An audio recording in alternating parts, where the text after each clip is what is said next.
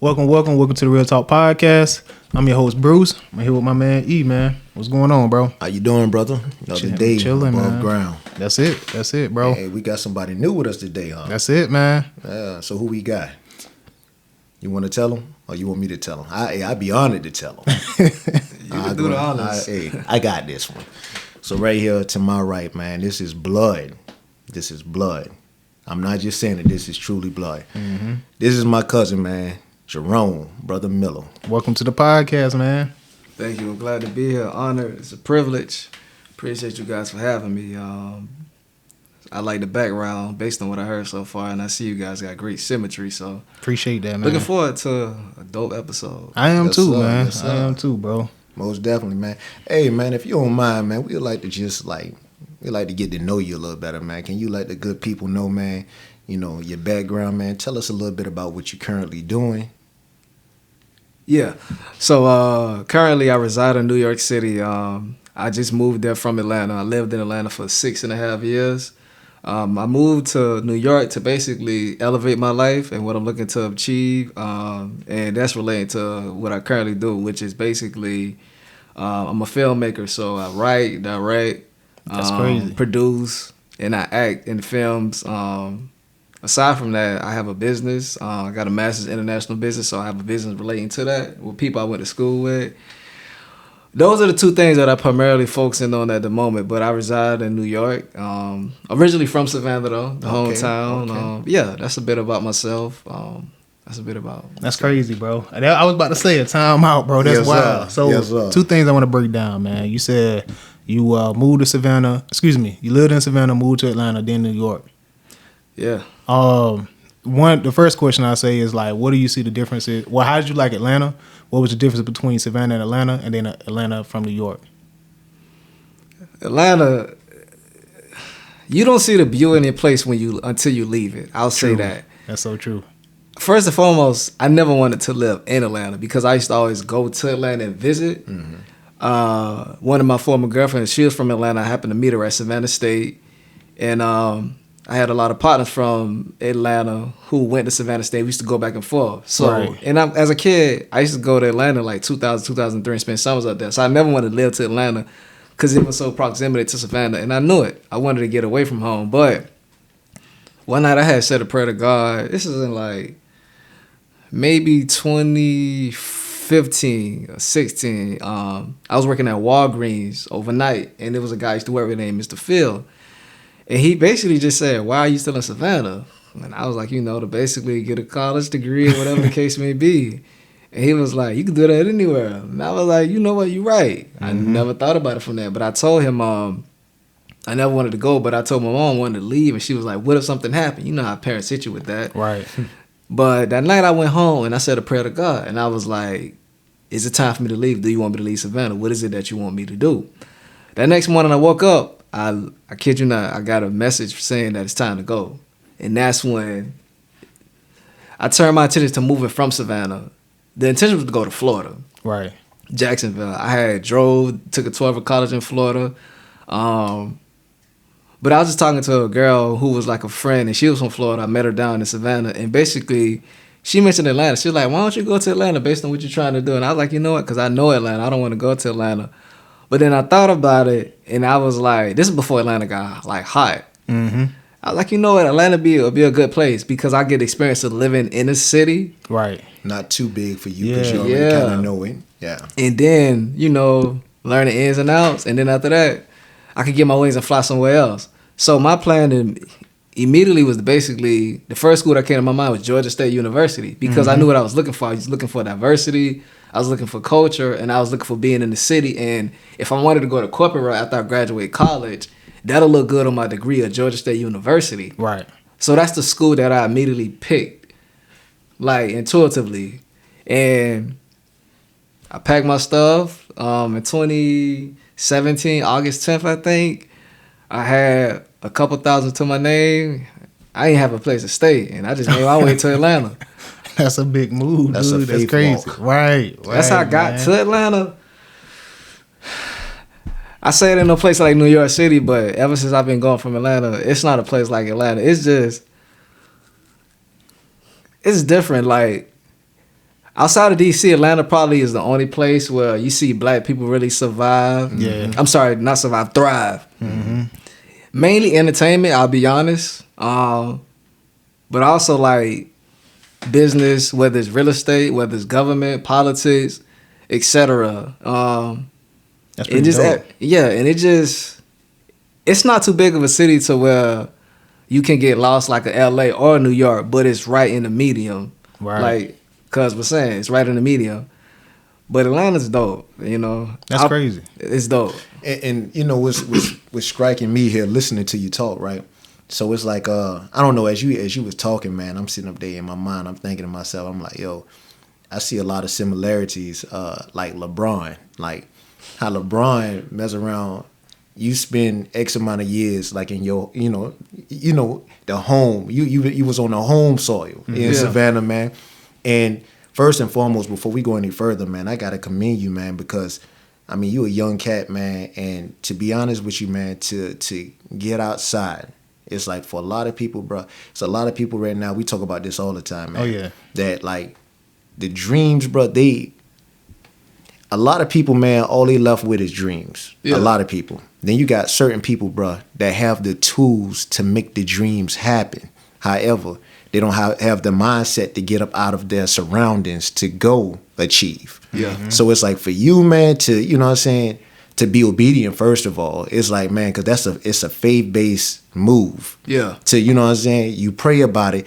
And a lot of time what people don't understand, man, when you pray about things, man, you can pray for something and even ask for, the answer to the, hey, Lord, just allow me to know if this is the right thing for me to do. Yeah. And then God had dropped that on us, and then we question it. Nah, that might be that might be the devil there. You know what I'm 100%. saying? Yeah. But again, it's like when you heard the answer to your prayer, you knew. From that, you started making preparation to move out. Yeah. That's bruh. And again, man, like what we don't understand, man, like we getting ready to go there, man. Cause what a lot of people fail to realize, bruh, like when you pray about something like, like this young man did, you pray for the answer for it. So at that point in time, it becomes an open book test. If you fail it, that's on you. The answer's right there in front of you. You asking for him, and here it is, right here. Nah, can't be this answer. Yeah, It's A. question it. You know what I'm saying? Yeah. But again, what happens after that, that's when people get hit with a lot of shoulda, woulda, couldas, or a lot of regrets. Right. And so, like I tell my son all the time, when it comes to sports, the same as in the classroom, whatever, we want to eliminate the regrets. How you do that is when you put in a position to succeed, go ahead. Right. Give it your all. Leave it all in the classroom. Leave it all on the court. Leave it all on the field. Leave it. You know what I'm saying? Make sure you give it your all. After that, whatever happens after that. The one thing that won't be happening is I shoulda. Man, you speaking to like effort, man. Like, and, I want to ask, like, what was your age? Around what age was this happening when you made that move? 22. 22, man. So you referenced Savannah State. I went to Savannah State. I graduated from there. Was that a school that you went to and you transferred, or like how did that work? Or you just knew people there? Like how what was that? The backstory of that. First and foremost, I never wanted to go to college. And I never wanted to go to Savannah State because I wanted to leave Savannah. Right. But you got to trust God timing, and you got to be patient and understand that when it's appropriate for you to make a move, that's when it's time to make the move. But I ended up Savannah State because, number one, I didn't want to go to college, but the other route was the military because I wanted to travel the world. So I couldn't pass the ASVAB, and I had a friend who's like a big brother of mine. He from Atlanta. We met at Sonic. I used to work at Sonic. And he mentioned the officer route. So if you can't pass the ASVAB, you can come enroll in Navy ROTC. I like, okay, cool. You do your 4 years. They give you a scholarship. And after that, you commission in the military as officer. I say, okay, cool, bam. That's my plan out of Savannah. Right. So I got accepted into the Navy ROTC program. I didn't get those scholarships. So what that means is you got a year to basically prove yourself. You got to keep your GPA up to, I think, a 2.75 or above, something like that.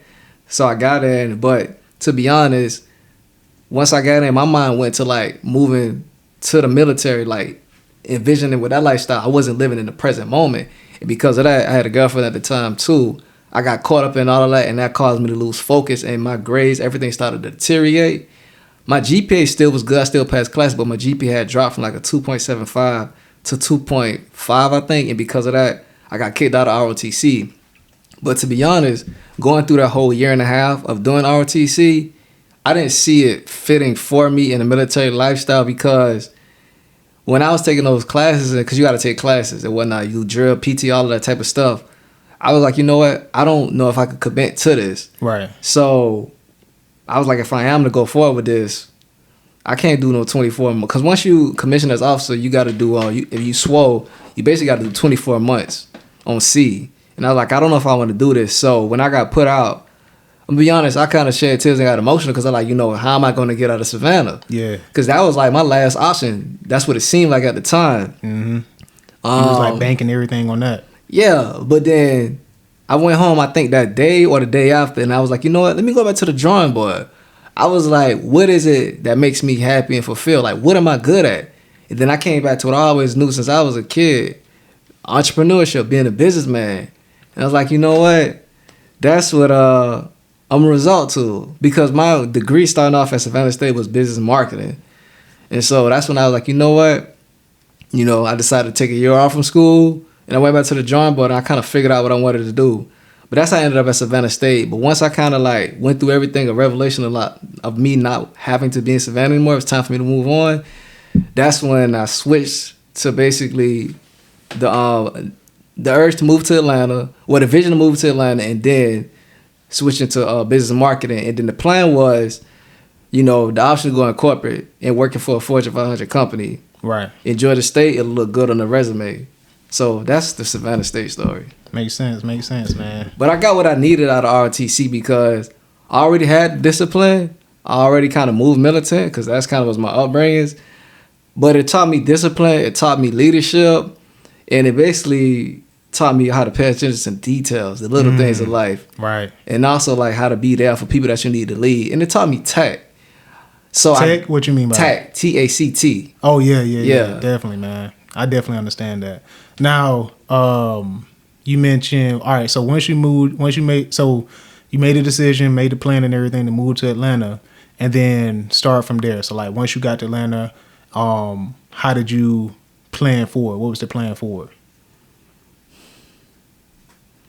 The plan in Atlanta was get the experience of living in the city, you know, learn business, connect with them like high power individuals or people who like movers and shakers in the city. And once I do that, I'm out. Did you were you going to Georgia State at that time? Like when you got to Atlanta, you already got the once I got you. I got to Atlanta a week before I had to start at Georgia State. Got you. Yeah, that's how that happened. But that was the plan. I didn't know how long I was going to be there, but it didn't feel like home when I got there. It never supposed to. Right. Yeah. Because you were looking at it as a mission. Yeah. So with the mission is one thing at a time. So you already thinking bigger. You already see the bigger picture ultimately. So you like this right here, it's chapter 1. But ultimately, man, I'm on chapter 5 right now. You already thinking ahead. I get that. And so of course it's not going to feel like home, because you going up a staircase, it's like one step at a time. Mm-hmm. But you already see the top, and you like, you know. Yeah. So let me ask you, how did you get in? You mentioned film. So did you make that decision when you got to Atlanta, or was that once you got to New York? No. So I'll tell you this right here. My whole life I always wanted to do 3 things. It was redevelop the community where I came from in Savannah, which is the east side of Savannah, Waters Avenue, South Avenue area. And it was always to do business globally, and it was always to storytell. But I always said once I got established financially, I'll double back and I'll storytell, act, etc. I can understand that. But can I pause you real quick? Yeah, go ahead. Pause you. You know, it's interesting. Repeat that last piece that you just said. Repeat the last piece. When I got financially established, I'll double back. Double back to do what? Storytell. That's why I want him to say that, right? Because this is the interesting this is an interesting component to how we view life.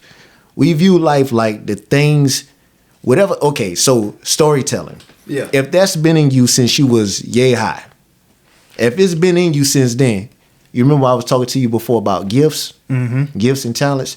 And so a definition God put on my heart, man, back in 2007, I want to say. God told me that, your gifts and talents, they one and the same, but they're interchangeable. But what it is it's the thing that you do the best at with the least amount of effort. Meaning that when you wake up, it's already on go. It's on demand. Yeah. You do it without even thinking about the fact that, I'm pretty good at this. Because for you, it's normal. You like, man, right? Man, it's nothing. But everybody else around you, I was about to say that. Everybody could see it. Bro, like, do you realize what you just said? You like, what? I was just talking. Like, I'm just, I'm telling y'all my story. Yeah. Nah, man, like that was grand. You like, oh, appreciate it. But you downplay it. But again, we are led to believe that you got to have X amount of dollars to do this stuff, to make it. Again, I talk about this all the time, man. We always want this grand feel. We want it to be epic. We want it to be over the top. Tyler Perry was doing these things out his car. You know what I'm saying? And a lot of times, if you got all the money to do it the first time anyways, to be honest with you still gonna be missing the mark. Because when you giving stuff, right? When you giving stuff, and I see this now, and I tell you about it, it's coming.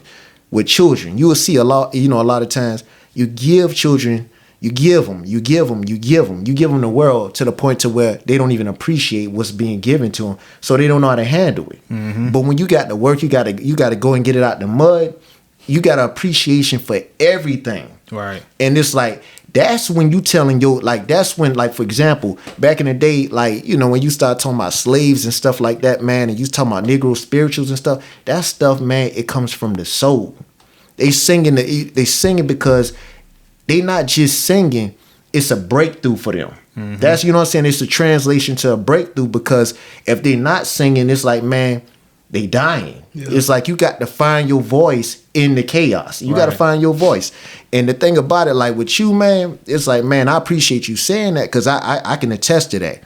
It's like, man, nah, you don't have to have X amount of money to get started. Right. You just got to get started. Bro. You got to tell your story. That's 1,000%. And it's like, bro, and to be real with you, when you know you telling a story, bro, that God wants you to tell, you can't sit on it. It's like it's gonna keep coming back. It's gonna keep hitting you. Like, you going, speak my story. Speak it. It's gonna harass you to the point to where, man, let me sit down, man. I got to write something. And then even if it's 3 lines, bro, them 3 lines gonna provoke you to write more. Right. The next thing you know, man, you got page 1, page 2, but you writing.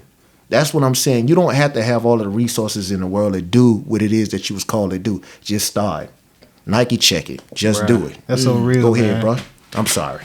You all right. Yeah. What was the? You was going back and you was asking him about. You asked me. It's an original question you asked me. I was asking about story writing, right? Once he got to Atlanta. And he was telling that story about once he got to Atlanta, and then I said film. He was explaining to that. When did that come into play? Like the film thing. Like I said, that started that was one of the things, the 3 things that I kind of like had an intuition on wanting to do from a kid. But like I said, once I got established, I was gonna get back to that. But when I was probably like 6, 7, 8 years old, my mom would like go out and work, and she'll leave me home, and I'll watch movies and I'll act the movies out. But I'm not knowing that foresighted, that's what I'm supposed, God want me to do. Right. So 2022, a girl I was involved with at the time, we met in college. She was established, you know what I'm saying? She's doing well for herself. We all know what I'm going to do, but mine hasn't come to fruition yet. And so basically we got into like, just a conversation. It's just a heated conversation going back and forth. And then after that conversation for the first time in my life, I kind of felt stuck. I didn't know how to go right, what was right. I didn't know if I went left, what was left. I had never felt like that in my life. And it's a pros and cons to having a myriad of things that you want to do in life. And that's kind of like a me thing. And so I just felt stuck. That's my first time ever feeling stuck in life. And I remember I went to Whole Foods and I was like, what's next? I had just got my graduate degree, but yet I'm still driving Lyft. I can't get a corporate job. And it's like what's up? Right. So I remember that night I had went home. I had said a prayer. I was like, God, what is it that you want me to do? I mentioned 5 things. I didn't mention anything to do with entertainment, film, acting, nothing. In that same week, Friday, my best friend from Savannah, he came up and we got up. And then that Friday we had road by. We was driving downtown and we was riding by Georgia State and we was going to Edgewood and they had a film truck out filming. And he had a passenger seat. I'm just driving and he said, bro, I can see you acting. And I looked at him to the right and I was like, really? He was like, yeah. I was like, well, I've always wanted to produce, direct, and tell my own story. He was like, well, you got to start from somewhere. It still didn't hit me until that next morning I woke up. And I was like, aha. I was like, that's it. I was like, God, you want me to act? So I immediately texted my friend who lived in New York. And I said, what are the top acting schools in New York? She texted to me. I started doing my own research. And I found one that had kind of fit me. The same way the process with Georgia State. Right. And that's how we ended up here. But as I continue to live life, they always say this, and that is true actually. They always say you end up doing what the inner child is. And that goes back to what I said from the beginning. 3 things I primarily always wanted to do intuitively. And that's how we here today. That's crazy, dude. That is so crazy, man. I do like that you tapped into faith, man, because I feel like, you know, it helps to sometimes your vision is abstract. And to me, I feel like faith helps to give it, resolution. It helps you with that, man. It helps to build upon your purpose. But your degree, what was that in? So I got a bachelor's in social entrepreneurship with a concentration of global issues, and I have a master's in international business. That's crazy, man. Do you see, like, does that, for me, when I went to school, right? Like, I left the military, and it was a whole different environment from that. But going to school helped to develop certain things that I use now, like, you know, like you said, going to school, turning things in on time, talking to your professors, networking, things of that nature. Do you see any of those aspects that you learn helping you now, or was it just another check on the box to help you get to your ultimate goal? School helped me in some ways. It definitely helped me with time management. I was always organized, but it really like take your organization up to another level. Mm-hmm. It helped me a lot with like out of the box thinking. I always could think out of the box, but not quick on my feet. Right. And I really got that in my master's program because when you get a master's degree, it's different from like undergraduate. Like undergraduate, it's still holding your hands. But when you get a master's degree, depending on the master's, I would say possibly you got to kind of like, you learning it, but you got to self-teach yourself as well and then explain it from your perspective back to the professor. And that was kind of like, it changed my whole way of thinking. So I kind of think like in like 4 or 5 different ways at one time, to be honest. That's like an advantage I got. That's like something I gained from school, an advantage that I got. So it helped you to become more transparent. What you mean? So what you said, okay, if I'm not mistaken what you said, okay, for example, you said when you got your master's, you said, okay, so now you had to be able to put it in, so you had to be able to prepare the entree and feed it to them. In return, before you got your master's, you were the one being fed by them, right? That what you were saying? So what I'm getting is this here.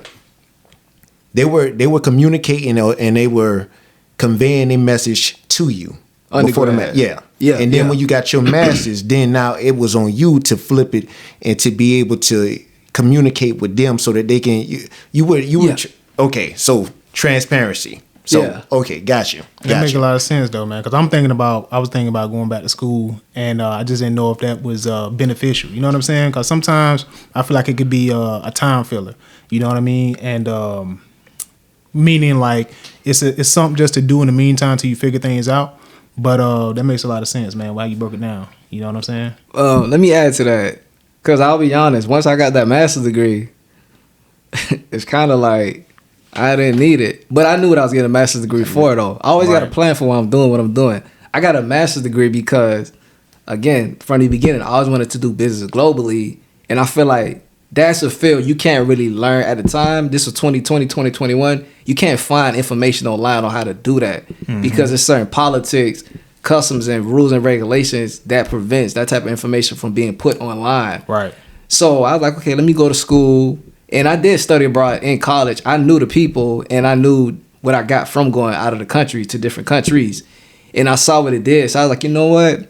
Since I didn't get a master's in this, or a minor in, since I didn't get a minor in international business, I'm gonna go back and get a master's degree in that. I'm gonna learn international business, and then once I learn it, I'm gonna incorporate that and start my own business. That was my strategic plan. That's crazy, man. But the reason why I say if you're going to pursue a master's, it has to make sense because at the end, when I got a master's degree, I added more network, and it taught me like how to be more strategic and think critically. But I read so much to the point where, and I'm always self-teaching myself to the point where it's like, all the master degrees is homey. Nah, I definitely understand that, man. That makes a lot of sense, especially like the way I think and everything.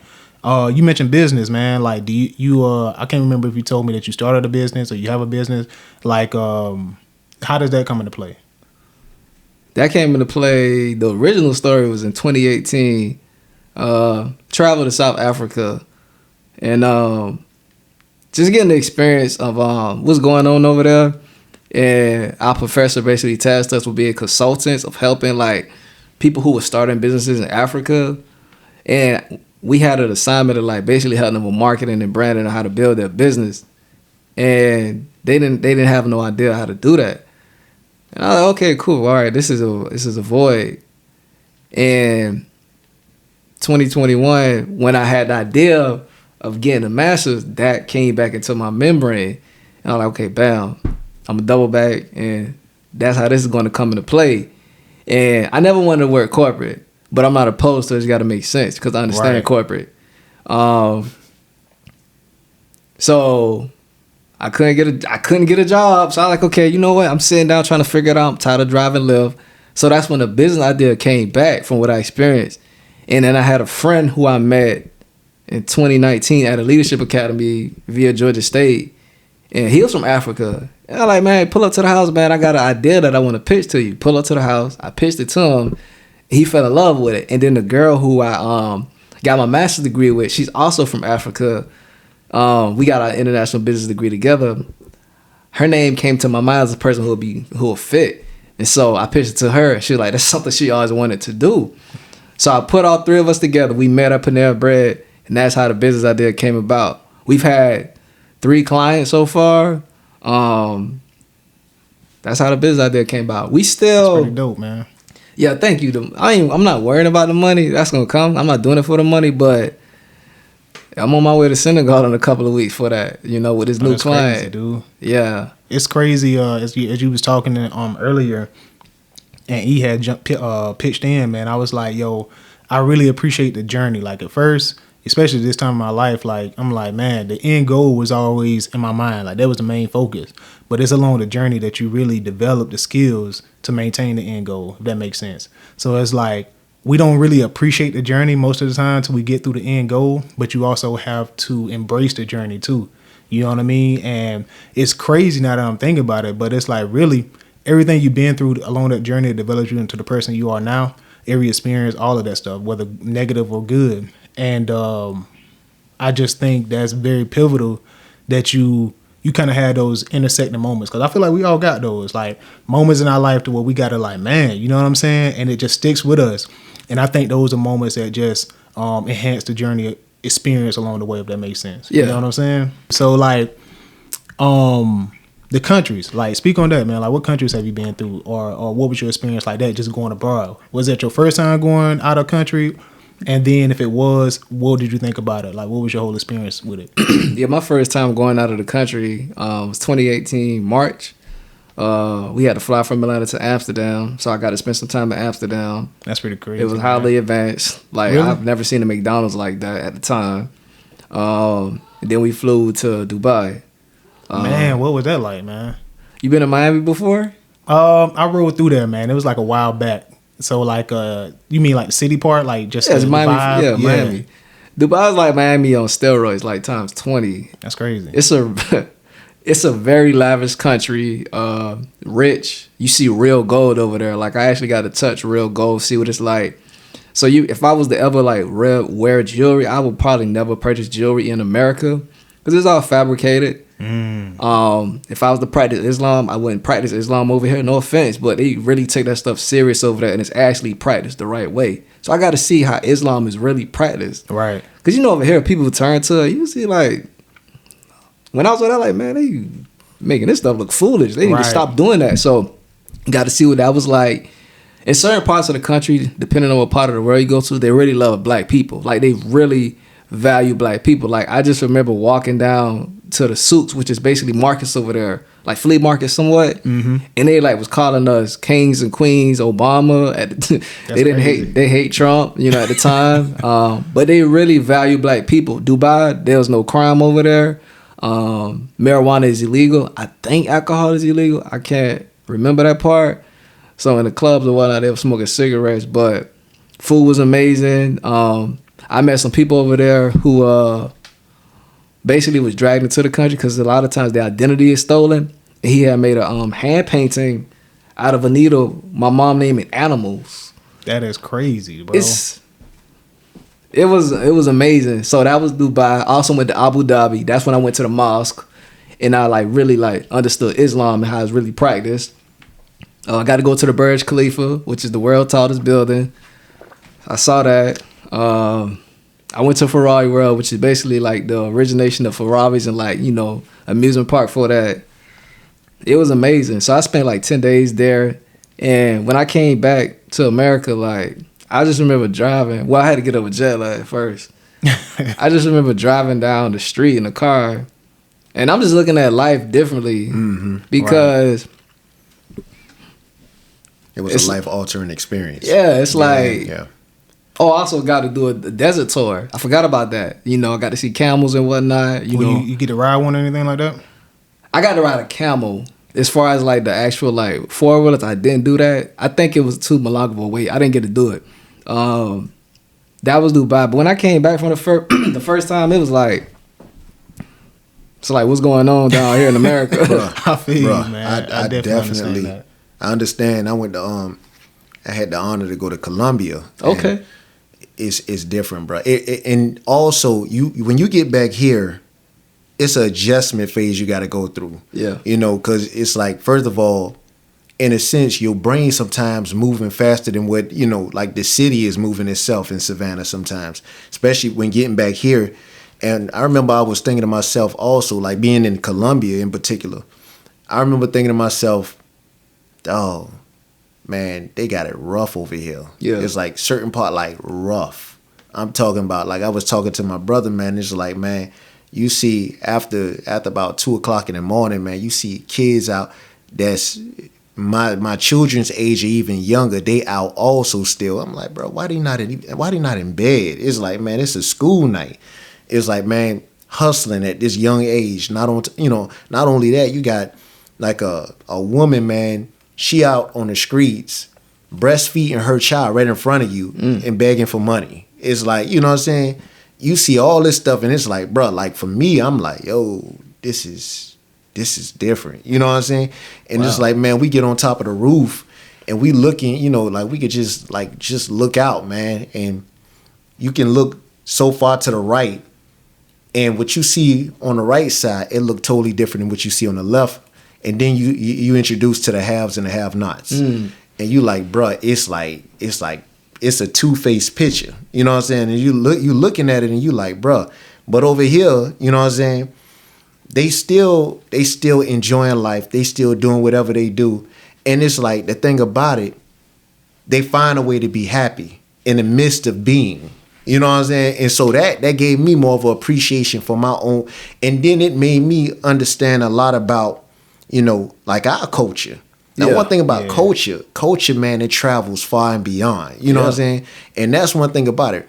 You can start tripping about a race all day, but then it's culture is something totally different. 100%. And it's man, I realize a lot of the things that the so-called black man goes through, you know what I'm saying? it's like the so-called brown man could be going through the same thing. And you like, because I stopped and I asked a brother that was pretty much, man, Buddy was like, he was a all-in-one for us, man. This man he used to sit up there and he used to translate for us. This man was like, anything we needed, bro. Buddy he was that guy. You know what I'm saying? Shouts out to Gustavo.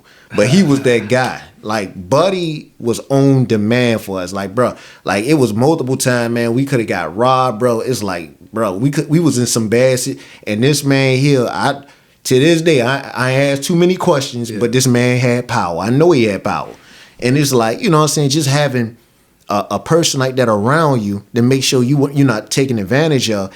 And it's like, I called him to the side one night, because we went out, like my homeboys went out, like they was in the club, they was doing their thing. Me, myself, I ain't no club. I don't drink, I don't smoke, none of that. So it's like, man, I'm a lame when it come to that stuff. So it like, man, after a while, man, they were doing a hookah and all in the club. I'm like, man, I asked Gustavo, I was like, man, hey, I was like, bro, I need to get some air. So he was like, all right, cool. So I told him, I'm like, man, I'm about to go outside.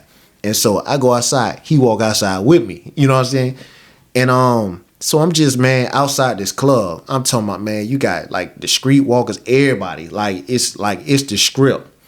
I'm talking about, dog, when I say, like, you been to Miami, Savannah, like the humidity, bro, is on a whole nother, bro. Over there in Colombia, it was that mud was unbearable. Really? I'm talking about, yeah, man, unbearable. I'm talking about, brother, it was in August. Brother, I didn't want, bro. It was on a whole nother level. Standing out there, man. So I'm looking around, and then it's like, man, I stop and I ask, like, Gustavo asked me something. And cause them boys, like, I noticed the whole time we was there, like, our homeboys were trying to get them. They were like, man, Gustavo, man, we got you, man. You know, whatever shot, you know, however many shots you want, bro, we got you. You know what I'm saying? We good for it. And he was like, nah, you good. And I kept noticing. And you know what the old saying, they say real recognize real. So I kept noticing. I'm like, I said, man, Gustavo, man, he keep turning down the drink offers. So outside the club, I asked him, I was like, yo, I said, you don't drink, do you? He was like, nah, I don't drink. I said, man, I could tell. I said, I don't drink either. Mm-hmm. And so immediately I already knew that was the reason, but they couldn't catch on to it. They kept trying to, and it's like that the whole time, that's not his thing. Yeah. So, you know, we was outside, man, and it's like, bruh, one of the most prolific points to the whole trip happened, man, outside that club. I stopped, and it's like, although we using a translator to communicate, I asked him, I said, bruh, man, let me ask you a question, man. I said, all these kids out here, man. I said, man, where the fathers at? He turned and he looked at me, right? This was the one thing he couldn't translate. He didn't even put this in the translate. He said, when that right there, that became universal. Because that's the same dilemma we battle with here. You know, people as color, bro. I'm like, bro, the fathers, they absent from the home, so you got this. And then you got, you know, the women up there, the young kids, man, they sitting around, bro. I'm telling I cannot make this up. You got some of the young kids, bro, was out there, bro. Them boys was pushing condoms. Dang. Pushing condoms, bro. Talking to grown people about what they were getting ready to do with some of the women. I'm sitting up there, bro. I'm blown away. Man, hey, the brothers I was with, right? Them boys kept laughing at me because I was getting irritated. I saw, I'm telling the little run around, man, like, man, they was like flies. I said, bruh, you should be in bed. So I started talking to, I said, man, where my belt at? You know what I'm saying? But it's like, but again, it's like, man, it hit me. I'm like, bruh, this is their culture. Yeah. And I'm sitting there thinking, though, I'm like, bruh, it doesn't matter where you at, bruh. The formula is still the formula. Yeah, 100%. You get rid of the head, bruh, the body will follow. 100%. And it's like, bruh, and I'm seeing it. I'm sitting up there, and immediately, like you said, bruh, like being at the bottom of the staircase, bruh, you take one step up, but you still looking at the top. I'm looking at this picture, and I'm already looking at the end result to what's going on presently. I'm like, bruh, here it is. I say, from this right here, with these young kids being exposed to, you're gonna have men they're not gonna respect these women, first of all. I said, then a lot of times you're gonna have a repeated process You know what I'm saying? It's no respect happening right here. These kids should not even be seeing these women doing this stuff. That if that's the women business, that's their business. But still and yet, the kids should not be shown this. But it's like, the thing about it, again, it is what it is, man. And then it's like, bruh, it was mind blowing to me, man. Then you come back.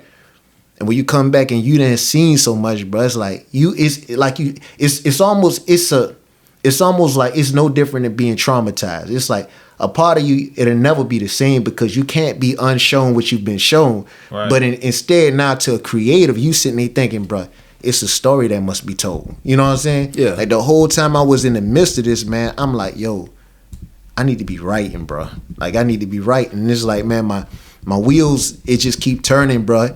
And so, man, eventually I came back, bro. I decided I'm going to start writing. I got to get back to writing. Like, it's too much to be told, man. We not executing on everything. And it doesn't matter if it doesn't matter, bro. The part is too big. The part is too big. No matter what. If you a writer, I'm a writer. You know what I'm saying?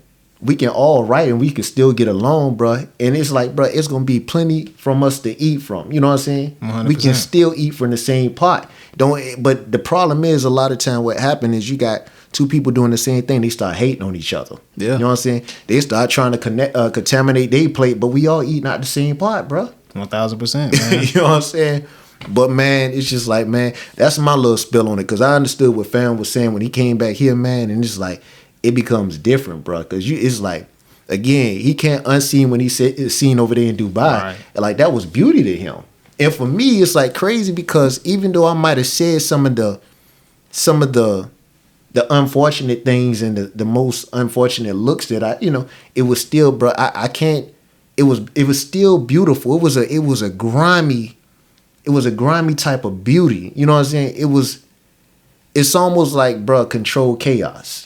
Right. And it's like, bro, if you look at it long enough, you're like, yo, wait a minute. Some of this stuff actually makes sense. You know what I'm saying? You start looking at it, you're like, man, I thought this was a mess, but in this mess, bro, all these different paint splatters, it's actually art.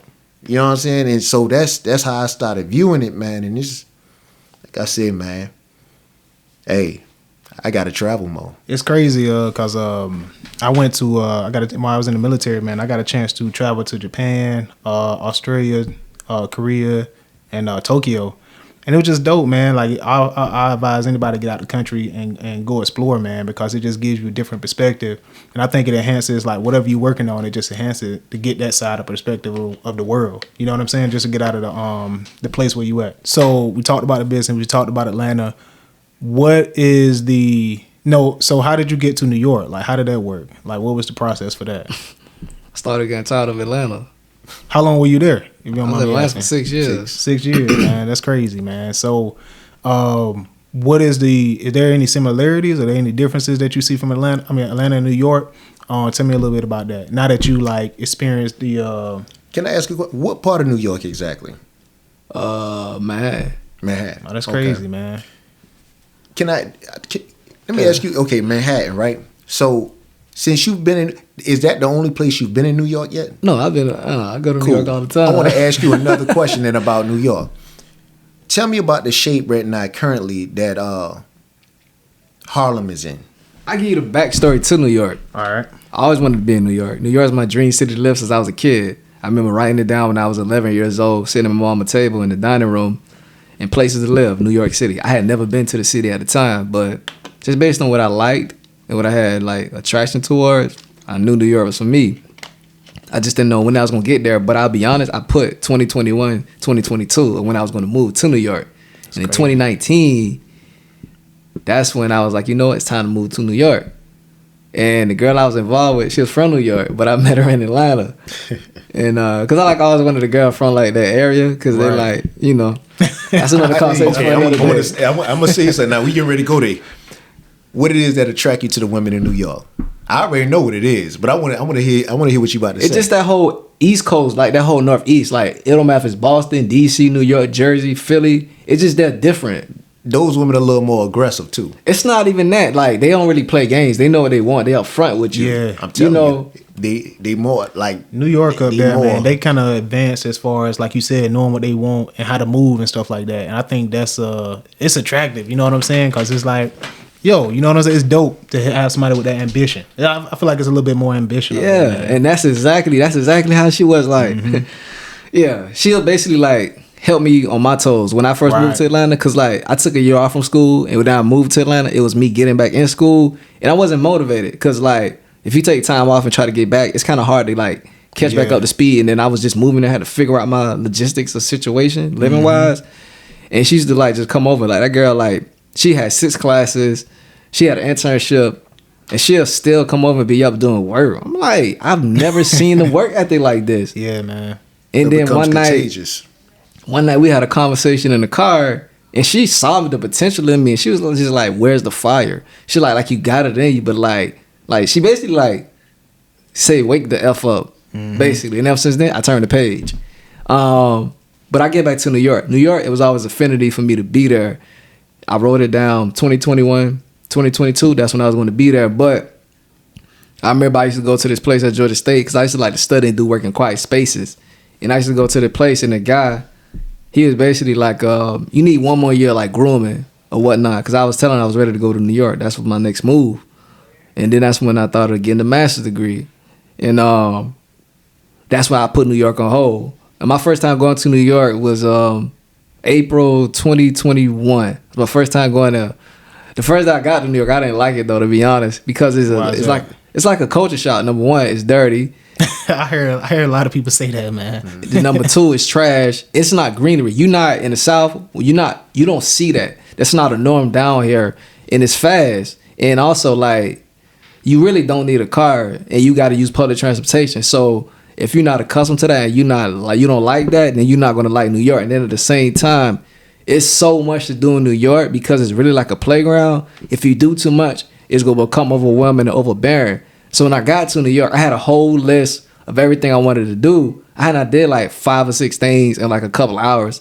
And I, you know what, I don't like this. But the next day, I started to settle down, and I caught myself going to Little Italy in Chinatown, which is like a place that's like replicable of like them countries. And I was just walking. I was like, yo, it's not a city like this in America where you could go and like be a black man just walking through these environments. And I felt at home, and I was like, I can't believe this. And I've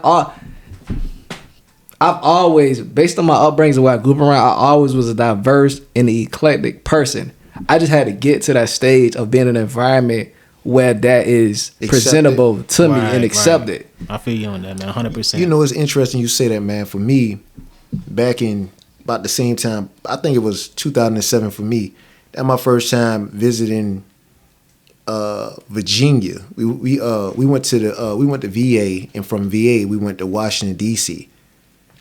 And bruh, I'm talking about, man. So it was about five. It was about 5 of us. So out of the five of us, looking around, man, it's like you could tell us brothers, we weren't from that area. We stood. I'm talking about, bro. We stood out. So that we're doing it. I'm gonna tell you. I'm gonna date the period of time that was. It was between 07, 08, and Lil Wayne had just dropped a milli. And how Wayne was dressed in that video, he had on a leather jacket, skinny jeans. I want to say something like. Man, everybody in DC was dressed like that. Everybody. To us, that was a culture shock. We like, bro, everybody on the same old. It's like, bro, all us, we from GA. And it's crazy because at that point in time, we wound up coming across some females. And the females we wound up coming across, I don't know what it was, they stood out too. I'm about to tell you why though. So when we started, conversating with them, come to find out they from GA too. So we meet in the heart of DC, bro. We meet some females from GA. We from GA. And so I'm sitting up there, I'm thinking about the whole thing. I'm like, y'all up there talking about, man, y'all trying to see what some DC women about, man, or Virginia women. I said, man, it's like, bro, it's almost like, okay, for all this, we just might as well have stayed in the state. You know what I'm saying? It's like, but it was crazy because it's like I had a partner now. Buddy had a bat, bro. He was just swinging. I'm talking about swinging at everything, bro, just missing. But that's how aggressive he was, man. And the women, they weren't going for that. they turn around and they were doing them like Johnny Bravo, bro. It's like, you know what I'm saying? I'm like, dog. I was like, yeah, I felt that one just now. I'm like, bro, need to stop. But he kept going. It's like the same, another way. You know what I'm saying? Interesting, though, because when we were walking in D.C., I remember thinking to myself the same thing you said, though. We walking around, and I'm like looking around, and I'm talking about, bruh, like, we see the White House. Buddy, like, you know, right over there, man, that's the White House. What? Man, we in the hood right now. And he's like, yeah, that's the White House. Yeah. And it's like, bruh, like, that was shocking for me. You know what I'm saying? But it's like, bro, we steady walking, and it's like we see faces that look just like ours. And it's like, bruh, like, yo, like, this is crazy. Even in Savannah, you go downtown and stuff like that, you already know. It's like, it's just so, it's so blended. You getting this, like, bruh, it's a melting pot down there. But, like, just walking through D.C., like, certain areas, bruh, it's like, bruh, I don't recall seeing a Caucasian person at all. I don't. And I'm sitting there, I'm like, yo, this is different. You know what I'm saying? Mm-hmm. It was a culture shock to me. Yeah. So you saying like New York, when you like, and when you said in 21, that was your first time going to New York. April 2021, and I've been 9 times since. Your first time in 2021 going to New York. What city did you visit in New York? Borough. Oh, really? That's what it's called, boroughs. Yeah, no, yeah. So what boroughs did I visit? Brooklyn for sure, cause like before I went to New York, I felt like Brooklyn was like, that was the type of dude I was. I was a combo of Brooklyn and Harlem. Brooklyn, Harlem. I'm gonna get to that. Okay, yeah. Brooklyn, the Bronx. Boogie down, huh? Staten Island. My first time, Brooklyn, Staten Island, the Bronx, in Manhattan. Every other time after that, it was Harlem, Queens. I think the only borough I haven't been to yet is Long Island, but that's like far out of New York. Yeah. And it's way DMX, Yonkers. But I've been to every borough in New York, basically. The two that like most similar to me is Harlem and Brooklyn, though. Why is that? If you could explain it. Yeah, I can explain. It's true. Like, if you look at, I use Jay-Z and Diddy. Jay-Z from Brooklyn, Diddy from Harlem. They're just, if you actually go to them boroughs and you experience it, you'll see why. Harlem is very smooth. It's changed now because it's very gentrified. I was getting ready, yeah. But it's smooth. You talk about it like it's wine. Yeah, people like really get money in Harlem, and like that's like where the players is. They get money, but they do it in like a smooth way, like Diddy. You go to Brooklyn, more rougher. Like Jay-Z, he smooth too, but like he gonna, you know. I get what you're saying. Yeah. I get what you're saying. Like look at Fab, look at Jim Jones. Like that's just really when you go and you experience it, it's just like that. Like I like Brooklyn too. That's why it's kind of hard for me to like figure out if I had to pick one, which one would I pick. Because when I went to New York in April of this year again, I went to Harlem and I walked Harlem. That's like my fourth time going to Harlem. It's like y'all really love Harlem because it's like it fits my personality as far as like the smoothness, like the laid back. Right. But Brooklyn, the creativity of it. Yeah. Okay. All right. Let's rap for a second. Let's rap.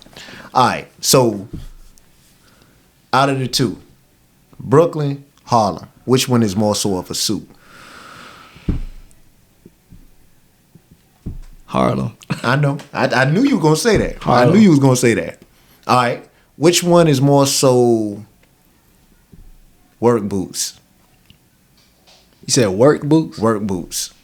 That's Brooklyn. I knew you were going to say that. Brooklyn got so many components to it too, though. Mm-hmm. It's got Bed-Stuy.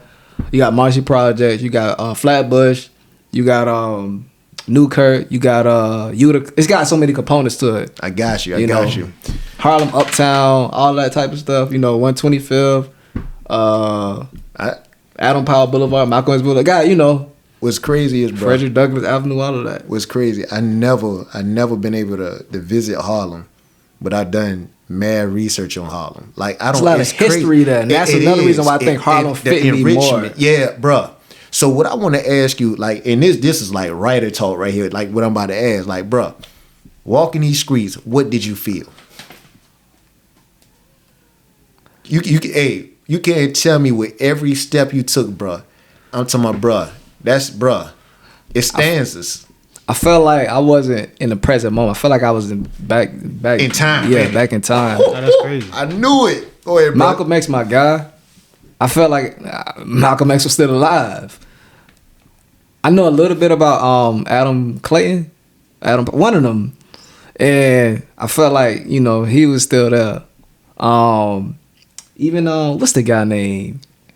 What's the jazz artist name? He's from Harlem too. Gillespie. No, it's another one. I can't think of his name right now. I know you're talking about. I can't think of the name. He's from Harlem too. But it's just like, even Frederick Douglass, it's just like, it's very gentrified now. But even when I was there in August, I took my homie to Harlem. And we went to, if you ever go to Harlem, go to a spot called Red Rooster. It's right next to Sylvia's. Sylvia's is like a black owned, it's like a southern like vibe restaurant. Red Rooster is black owned too, I think. They nice. But it's just, the culture is different. So those are so the two places that you call out. Landmarks. Those okay? That's what I want to make sure. So they okay, gotcha. They actually not that far from the matter of fact, the Apollo Theater. That's in Harlem. Oh, yeah, exactly. Classic. How is that now? Like you visited that, right? I didn't get to. You could do a tour. I think they take you in, but I've been to it. I just never been inside of it. But I got something cooking up too. It's gonna be in the Apollo Theater. Yes, sir. Oh, Keep that under wraps. That's legit. Hey, man. brother, Because they remodeling that. that's what I was wondering because you don't hear nothing about it right now, and a lot of times, man, when it's like that, yeah. Drake did a concert there last year. Then Damon John had black entrepreneurs at the Apollo Theater like last week. I attended it virtually. There still be some stuff, but I think you gotta like just be in the loop of what's going on in Harlem. Gotcha. That makes a lot of sense, man. Even 1001, the movie that Tiana Taylor, her first movie, A.B. Rockwell, she's an independent filmmaker. I gotta check She's that from out. Queens, New York. They shot that in Harlem because That's Tiana what's Taylor's up. from Harlem. They had the premiere at I think the Apollo Theater, but it was in Harlem. You just got to be in the loop of what's going on in Harlem. That makes a lot of sense, man. Let me ask you real quick. I hate to take it back to Atlanta. No, you cool. But the Trap Museum, man, you visited that? Yeah, tip spot. What did you think about it, man? Because I wanted to go, man. I want to visit that. It's like a trap. I grew up around that type of stuff, so you one I way think in, one that's way pretty out. cool, man. It's like this room, proximity to that. It's dope though. Tip did a good job creating that. So, like, with your creative mind and stuff, do you think more of that needs to be, like, I always tell E, like, we have so many different perspectives to, like, the black experience. I think, like, every aspect should be told from the view person of that person. Do you think, like, more of that should be, more people should create things like that to tell the story? Or, like, what do you think about that as far as film, writing, whatever? Tell the story where your listener's going to tap in. I had a conversation with a guy who took me out before I left Atlanta. And he was just telling me his story. And I was telling him he should start like putting it out to the masses. Because I was like, every story has a listener. Right. Nipsey also said it best. Watching others and following this success, it'll poison you. Oh, man, bro. So you can't get caught up in that. So it just depends. 100%, man. Comparison is a thief of joy. I really resonate with that. Do you have any inspirations, like people that you grew up that like kind of inspire you with your steps you taking now? Like, well, what's your take on that? From the beginning, it was Malcolm X, Tupac, Master P, Birdman. When I got a Jay-Z, then when I got to like middle school area, it was Tip, Jeezy, 50 Cent. People sleep on 50. Oh, man, they do, bro. And then when I got like high school going to like 18s going to like early 20s, that's when it switched to like, well, it's steady saying, but that's when like Nipsey came into play, Dolph. And then if we switching sides, I would say Ray Dalio. He the one do the principles. I haven't heard of him before. Warren Buffett, Bill Gates. That's about it. I like that, man, because I feel like me and E had this conversation. When Steve Jobs, that's another Steve one. Jobs. I studied Steve Jobs a lot last summer.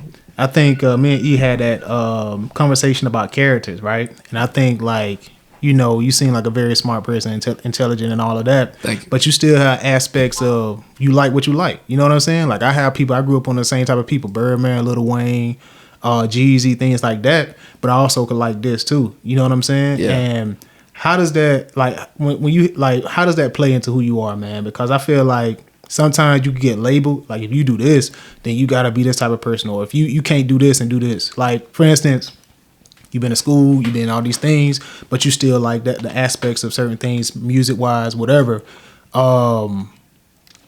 Do you think is an issue with that? Like, basically, what he's saying is this here, like your ability to be like a chameleon. Yeah, Right. It's like your style, being able to like the styles that you like. First of all, I'm gonna say this here. A chameleon is able to adapt, right? But then he's able to also listen to different things, right? Take certain, like I was talking to you before about like whoever is ever classified as the best or the greatest. The way that they got to that point is not just being closed-minded or having tunnel vision. Right. He or she has to have this, have the wherewithal to be able to embody different elements of different styles, blending them together. Like I was telling you about, like Weezy, like Wayne. The way he started out, you could tell. It's like when he first started out as a child, and he was like, a lot of people would even say, man, Wayne was like a prodigy as a child, like the abilities that he had and stuff like, in which Wayne was able to, to put together an album in which the brother, it was a fire album. The brother, he didn't cuss at all. So he already showing you I can do this without even cussing. Right. You know what I'm saying? But then as he got older, by the time he had then got to about the drought, from the drought to the Carter to, you know what I'm saying, not the drought, excuse me, by the time he had got to the mixtape by DJ Drama. The first one, the dedication, the first one. Yeah. That came out in 2006. Then the drought, the Carter hit, you know what I'm saying? Or it might have been Dedication Carter first right? came after the Carter first one. Yeah. So it's like, It man, came after the Carter 2. Wayne dropped the Carter 2 in like 2005. Then that's when he switched to the mixtapes. I'm trying to like. He started dropping the mixtape after the Carter 2. He started dropping mixtapes. I remember that came after. Yeah, because then that's when like you bro, like this man was like he was eating like he was.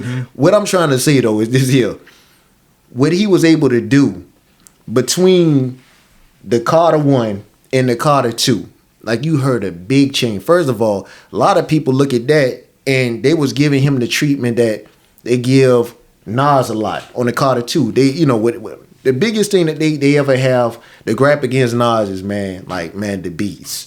A lot of people be like, man, like your lyricism fire, but your beats, you know what I'm saying? But again, the Carter 2, you got to think about it. What was happening in his life at that time? Manny Fresh, he had that exit.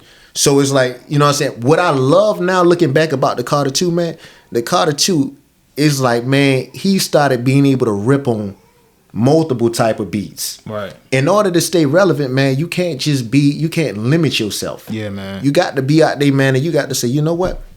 I experiment now. Give it to me. I'ma just eat beats now. So it's like, nah, man, to your point, like when I was going to Savannah State, I always tell people, like, if you could experience an HBCU, do it, man, because you see so many different varieties of like just the culture, man. And that's pretty much what I was saying. Like, I like how you tap into the culture, but you what was still. your question? You had a Oh question. no, I was saying just like I asked you about the Trap Museum.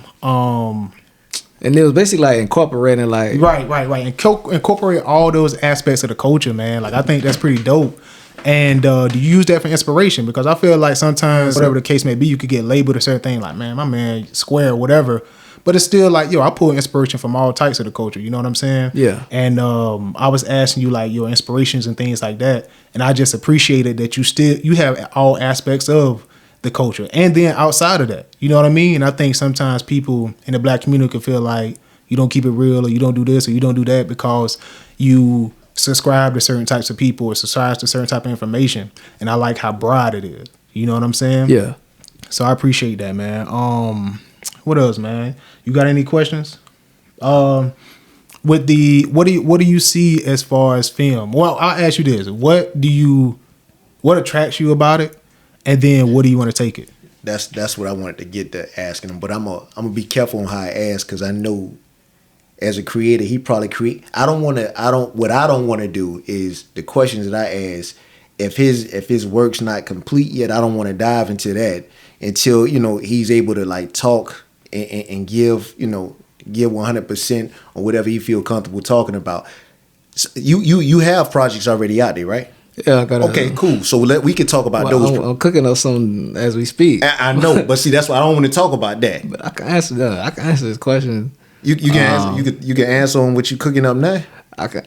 Nah, we ain't gonna mess with it. We ain't gonna mess with it, man. We ain't gonna mess with it. I can answer one, cause I'm cooking up multiple projects. See, that's me too. I can respond to one though. All right, cool. But what you said, what inspires me about film? Yeah, like what do you like about it, and then what is your ultimate goal? Like, what do you see it going?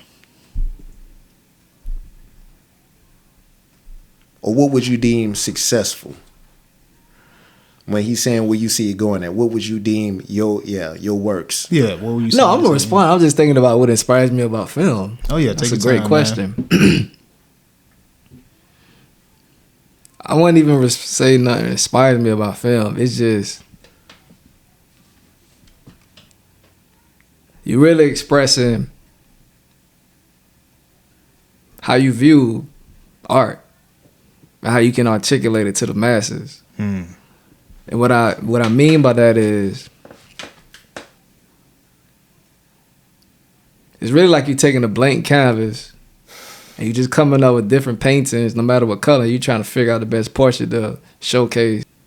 I remember before I left Atlanta, I spent some time with people who was like meaningful, right? And we went to Atlanta United game, and my partner, we was riding. He was like, "How I feel about finally moving to like my dream city, doing what I wanted to do." And I was like, to be honest, man, it's like a dream come true, because a lot of people don't actually get to do what they said they were going to do, and they don't get to actually live out their dreams. And so I responded with that. He responded with, you living like, he said you living out your art creatively. And I never heard that. I'm like, you know what? That's dope. I had to write that down. He said I'm living out my art creatively. Man. I want to ask you a question. Yeah, go ahead. Right before he said what he said, what did you say? A lot of people don't do what? A lot of people don't get to live out their dreams and actually live out what they say they were going to do. Why do you think that is? Fear. And at the same time, they let people get in the way. Man. Dude. And who else gets in the way? They get in their own way. Wow. Dude. Amen. That's so true. Be transparent. I'm at times. I at times do that. We all do. Yeah, man. But the difference between you and the next person, or any of us being right here right now, is a choice. Yeah. And the choice is, you know what? So what? Sometimes you got to ask yourself, so what? Because we'll question ourselves all the time, but sometimes it comes down to, so what? I'm going to do it. Yeah. And my whole life has been about taking risks. Like, I don't care what other people think. You know what I'm saying? Like, you got to take a risk. You got to bet on yourself. I take it back to Nip, man. He did an interview with Sweat. He was like, you got to bet on yourself, which is the underdog, because if you don't believe in yourself and where you can go out, nobody else will. Man, that man basically said he had Alpinos with rims. He sold that. He got the equipment. He was broke for a minute, but look where it took him at. Right, bro. So I correlate back to what my whole life, like, you got to take risks and better yourself. So what inspires me about film, man, is basically, like I said, is like you taking a blank canvas from the jump and you paint whatever you want to create, and it's dedicated to the people that's supposed to touch. So I wouldn't say nothing inspires me about film. It's just more so what I could do to put out to whoever is supposed to gravitate towards it, like, catch it. Bro, I love that, man. Dog, that's so crazy, man, because it takes you down a whole nother trajectory. And you spoke too about, like, pretty much, like, I'm paraphrasing, but like pretty much to the whole comparison thing, because if you expect it to look like the next man, then you chasing his dream and his life, things like that. So I love the way you broke that down. Man, what you had, like a 3-year plan, 5-year plan, 10-year plan. I know that's kind of like specific, but like, what would you like to see it go? Like, what would you like to see it do? No, it's good, because I'm featured in 2 magazine articles. I answered that question. Oh, that's crazy, man. Yeah, EGOT. Say that one more. Explain EGOT. that. Emmy, Grammy, Oscar, Tony Awards. I want to win all 4 of those awards. I want to be an EGOT recipient. And then I want to build a school for the less fortunate who can't afford to go to, like, the art schools, because, like, it's expensive to go to, like, art schools, whether that's film, whatever relating to the arts is expensive. So that's something I want to build, probably right here in my hometown. That'd be dope, man. That'd be dope, man. But that's the main goal, man. It's really just to, like, change people, assist people with looking at art from a different perspective. I think that's because it's lost nowadays from my perspective. It really is, bro. I think that's so dope, man. Like, I always, when you were speaking earlier, and Les Brown comes to mind. He said, you don't have to be great to get started, but you do have to start to be great. And I think that's so dope, man, because it's like, yo, man, like, a lot of times we look for everything and every piece to fall into place, but it really based down, we've been talking about this the whole conversation, decisions. Like, you got to make a decision. You know what I mean? We do it every day. I think, sometimes we think super magnified, and we got to bring it down to the basics and simplify things, man. Like, like I said, you don't have to be great. You don't have to be great to get started, but you do have to start to be great. And you just got to make a decision, make a plan, and then trying to execute on that. And it's just one step, you know what I mean? And that's going to lead you to the next step, just like walking. And I think a lot of times that's how I look at life sometimes. And that's kind of how I navigate. You got to break it down to its simplest form. And every decision you make, every career that you go into, every project that you work on, you can always base it back to life and find inspiration in life, which is the art that you're living out. You know what I'm saying? Like your friend said. So I just think that's dope, man. That's pretty cool. Yeah, I appreciate that. Yeah, I want to ask you something too, man. Before we end, I'm gonna challenge you. I'm gonna challenge you off some words you didn't heard before. Sometimes we gotta hear it again. Where's your fire at? Right now, as we speak today, where's your fire at? You putting it on a scale or? Where's your fire at? On a scale of 10, 1 to 10, 10 being the highest. I'm gonna tell you why it's at a 5, because I've been doing so much this year to the point where I'm kind of worn out, and it's caught up with me. Like before I left Atlanta, knocked out 2 photo shoots, was working, still had a side hustle, still running the business, still trying to do the film. It's worn out on me. Where I would say, okay, let me respond. The fire is at a 10, but to take the initiative to get the fire going is at a 5. All right, bro, I can resonate with that 100%. Okay. Where's the flame at? 5. Right now. You look straight ahead. Yeah. You see that right there, what's containing that fire, right? Yeah. Okay. As you can see, every now and then the flame gets higher than the top. Every now and then. Yeah, yeah. But for the most part, it looks like it's pretty much level with the top. Yeah. So right now, if that's your fire and the container is holding your fire, where's your fire?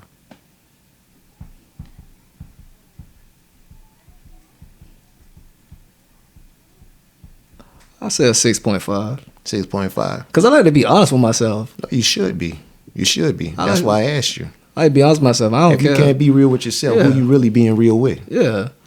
So with that being said, man, and I completely understand what you're talking about, man, I want to challenge you. Why you here, right? Because a lot of time, man, it comes when you come home, when it's homecoming, right? Sometimes it's about home cooking, right? It's about all these different things, but we lose sight of what it's really about. Yeah. What is this really about for you right now?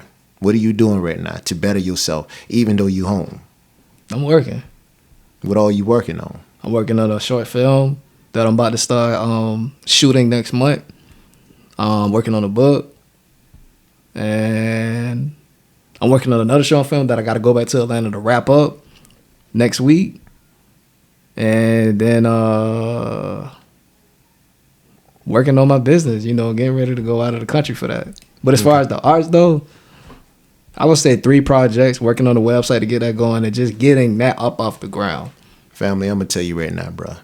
That's mad impressive. Nah, bro, I was listening to it like, man, that's crazy, that's mad bro. Impressive. But I want you to hear me with the next part I'm about to say. Yeah. You say your fire is at about a 6.5, right? Yeah. About a 6.5. So what I'm going to ask you is this here.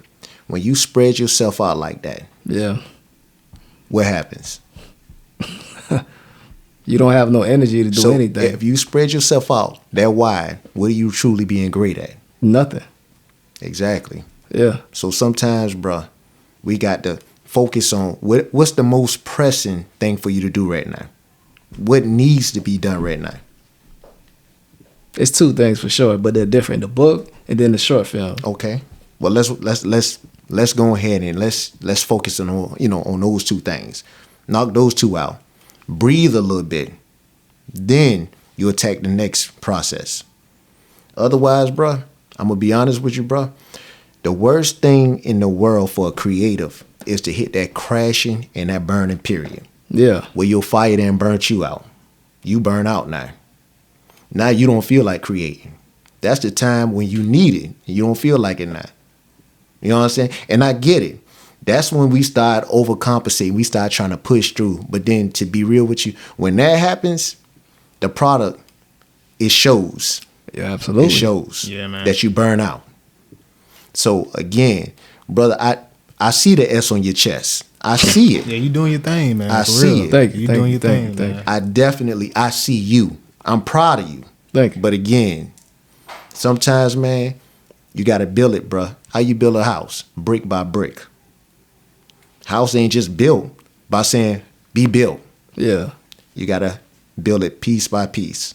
Take one step, then the next step, and get the building. But, man, don't burn yourself out. That's the best thing that I can tell you. Myself, I'm a creative, bro. Like, I'm just coming back out of mine, bro. I've been in this slump for far too long. And it's been from different reasons. Yeah. You know what I'm saying?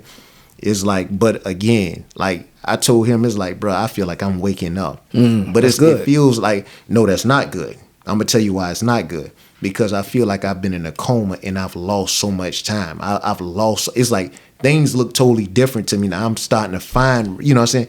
For me, what I should have did before is what I always have done, which is sometimes, like you said, that's why I never told you. You never heard come out my mouth, man, take a break, chill out. I never said that. Yeah. Because to a creator, bro, that's like death to a creator. That's what I did. I stopped. I still should have been trying to write. Look, you know what I'm saying, tidbits here and out. You know what I'm saying? Just, I stopped. And the moment I stopped, bro, that's when I self started to suffer. That's why I'm telling you, bro. Don't overdo it, but not just focusing and hone on to the things that really need to be a little sharper, a little crisp. You know what I'm saying? You know what I'm saying? Work on those two things for right now. The rest, trust me, you'll have room for seconds. I got one more question, man. No, it's good. I want to go back to the question you asked me earlier, but no, go ahead. This one, networking, man. Like you mentioned, like you going here, you working on a short film. How do you do that, man? Like how do you connect the dots? Is it reaching out to people online? Is it meeting friends and tapping into old relationships? Is it building new relationships? Like, was it something that you established in college and now you just reaching out to those people? Because that's something that sometimes I struggle with because podcast thing is I don't have a background in that. My mom didn't do entertainment, media things. This is the first thing that I'm branching out on. So it's like, it's kind of hard for me to know. I know when the timing is right, but sometimes you want to just stretch your wings a little bit and get that experience. So how do you network? Like, what is that process? And then like explain that a little bit. I'm a people's person, but even if I'm not a people's person, like I just don't mind saying something to anybody. Bruh. He already knows our family. We got the gift of gab. Bruh. We just like just go up and say. Bro, I'm about to say we too much. Like I've been listening to you talk. That's why, to be real, I don't really have to say much on this podcast. I really, not tonight. I really don't. It's kind of eerie. Like the stuff you talk about, the canvas. If you go back and listen to some out, bruh, it's eerie. It's eerie. I can tell y'all related. Like if I just walked in the room, I'd be like, yeah, bruh, they know. I can on my day off. You could like. It'll 100%, work. It'll work, bro. No, I'm already knowing because when our family member said the other day, because I was like, I'm trying to like hoop and get some runs, and he told me to tap in with you because you're like, y'all to click the text every now and again, and I still got a text message to this day. He was like, "This your season, take off." I still got that. So it's dope, man. yeah. What did you want to go back on? It was you said it was a question. Yeah. Oh, networking. You know, aside of the gift of gab, you can't be afraid. Like, people gonna say yeah, people gonna say no. You can't let that stop you though. And like, I really just reach out to people, you know. But at the same time, I think God blessed me with like discernment and intuition. So I just kind of like know what makes sense. Right. As far as like networking to people. But I just don't mind saying nothing to anybody. That makes a lot of sense. Don't be afraid of rejection. Time out. Simplified. This stuff that you can put on the shirt, right? Just know what makes sense. I know, right, bro? Know what makes money. That's like for real. In That make order a lot to of like sense. when you get into that point to where like especially in doing what you're doing, bruh, again, it starts with that. Something simplistic as that. Know what makes sense. First of all, if it don't make sense to you, why you standing behind it? Exactly. 100%, yeah. You know what I'm saying? Right. Because at that point in time, you don't even think that it's worth much if you can't stand behind it. So why follow it? Why approve it? That make a lot of sense. First, it comes with you got to put your foot down. If it don't make, why even be a part of it? But if it makes enough sense to you, bro, guess what? Hence, now that's something that you can build upon movement. Like now, that's something that makes you want to move. So go ahead and make the move. 1000%. That's it. Yeah, it's like investing. You only invest in what you believe in, what you like. Don't invest in anything. It's the same analogy. Right. Just do what makes sense. That make perfect sense, dog. But go ahead, my bad. I mean, no, go ahead. I really ain't have no more questions, man. Like, to be real, I want you to go ahead. Oh yeah, you asked me a question earlier. We never got to it. You said the difference and the similarities between Atlanta and New York. Oh yeah. The difference is Atlanta just more like entertainment focus wise. Like I said, you still got business and whatnot. It's obviously like more black people in Atlanta. Mm-hmm. It's diverse. I think New York is very more cultured though. And what I mean by culture, because the definitions of culture is kind of misconstrued in America. You got people who really gonna go get it more in New York. It's very fast paced. People aren't rude. It's just a way of life. You know, in Atlanta, Southern hospitality. Hey, good morning. How you doing? Open the door. Thank you. You know, and when you in New York, man, you feel inspired to like really set out to do and achieve whatever it is that you want to achieve, no matter what walk of life you come from, if you got money or not, whatever the case may be. In Atlanta, it's kind of like you follow what you see. I tell people it's two types of Atlanta. It's the one you could go down there and take care of your business, stay in your own lane and succeed. Or it's the one you could get caught up in what everybody else is doing. You lose your identity and you don't even know who you are anymore. Bro, that's heavy. It's man. Black Hollywood. Atlanta's like LA, just a black version of it. New York, it's its own thing. It's one of a kind. One more thing, man. No, you good. So like, how do you stay true to you? Like, what do you use? Maybe that's recharging your battery with something. Maybe that's, you know, watching something that inspires you. Like, how do you stay true to you? Because you experience a lot of different places. You in the industry that you can become trapped in, you know, losing your identity. How do you do that? What do you use to do that? Is it just something that you foundationally just grew up on? Or is it something that you use along the line, along the way to keep that fire in you? First of all, it's prayer. That's the first thing. You got to understand your why. Like, what's your story? Like, why you doing what you doing? Then I read a lot. I meditate a lot. You got to do those things. And then this is like something I just thought of, but like I eat clean a lot. Like I eat foods that kind of like help my mood, stay in a positive light. But I'm always thinking positive. I had a friend who called me the other day. He was like, man, you always think positive. He was like, you the most positive person that I know. So I'm not going to say I don't ever think negative, but about 98% of the time, I have a positive mindset and perspective on everything. Right. Because it's like what's meant to happen and what's going to happen is going to happen. You can't change the outcome of it. So I just stay positive, to be honest. I respect that, man. What you got, E? Nah, man, hey, it's time to close the casket. I got a word for thought, man. I want to leave. Go ahead. Go ahead. I got something that I want to, after you do your word for thought, I got a little something I just want to play, man. Get y'all opinion on it, man, and we be out. All right, cool, man. My word for thought, man. Pain is the price to pay for getting better. Whatever we do to try to win or get better, you can't have more without feeling pain. So we want to avoid pain and still gain, but you can't do that, man. Pain is the price to pay for getting better. You gotta experience pain, whether that's pain and uncomfortability, whether that's physical pain from working out, from stretching your body. You gotta experience that, man. That uncomfortability, that uncomfortable space, so you can get better. You know what I mean? So don't run away from that. Don't stray from that. Don't try to substance it out. You know, experience that, live in that, and then look at it. Experience that, live in that, and then use that to help you get better, to find a way out. Yeah. You know what I'm saying? I just want to add to that. You gotta, be comfortable with being uncomfortable.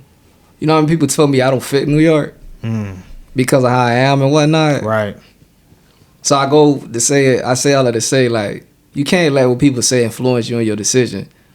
Like, a lot of people that told me New York don't fit me, but when I get there and I realize it, I already know how I could play it. Like, I remember when I went, I was like, you gotta make New York work for you. That's any situation. You gotta make whatever situation you in work for you, no matter what people say.